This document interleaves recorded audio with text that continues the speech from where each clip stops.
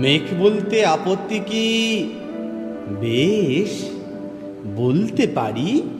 ছাদের ওপর মেঘ দাঁড়াতো ফুল পিসিমার বাড়ি।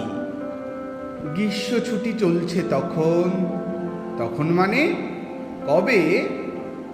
আমার যদি 14, মেঘের 16-17 হবে।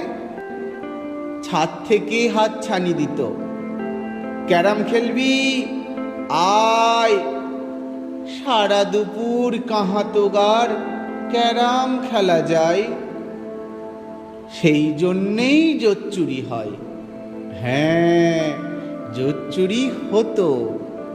আমার যদি 14, মেঘের 15-16 মতো। ঘুরিয়ে দিতে জানতো খেলা, শক্ত ঘুঁটি পেলে জায়গা মতো সরিয়ে নিত আঙুল দিয়ে ঠেলে। শুধু আঙুল, বোর্ডের ওপর লম্বা ফকের ঝুল। ঝপাং ফেলে ঘটিয়ে দিত ঘুঁটির দিক ভুল। এইখানে না ওখানে, হ্যাঁ এইটা না ওটা। ঝাঁপিয়ে পড়ে ছিনিয়ে নিল ঘুঁটির বাক্সটা। ঘুঁটিরও সেই প্রথম মরণ। প্রথম মরা মানে বুঝবে শুধু তারাই যারা ক্যারাম খেলা জানে। চলেও গেল কদিন পরেই মেঘ যেমন যায়। কাঠ ফাটারও দাঁড়িয়ে পড়ল মেঘের জায়গায়। খেলা শেখাও, খেলা শেখাও, হাপিত্যেশ কাক।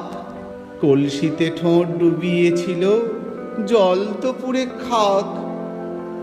খাক হওয়া সেই কলসি আবার পরের বছর জলে ভরল কেমন তোমায়? থামো, ওসব কি কেউ বলে? আত্মীয় হয়, আত্মীয় হয়, আত্মীয় না ছাই। কষ্ট করে বলো এবার, সব জানতে চাই। 2-3 ক্লাসের বয়স বেশি। গ্রীষ্ম ছুটি হলে ঘুরেও গেছে 2-3 বছর, এই জানে সকলে। আজকে দগ্ধ গ্রীষ্ম আমার, তোমায় বলতে পারি। মেঘ দেখতাম ছাদের ঘরে, ফুল পিসিমার বাড়ি।